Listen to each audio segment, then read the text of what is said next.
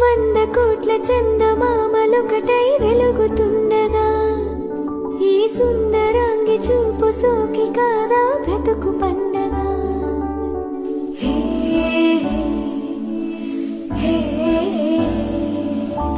కలలోనైన కలగనలేదే నువ్వస్తావని, మెలకువలోనైనా అనుకోలేదే నువ్వస్తావని.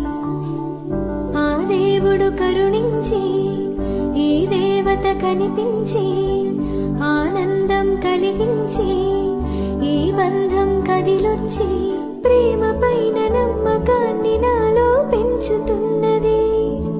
నన్ను కమ్మనైన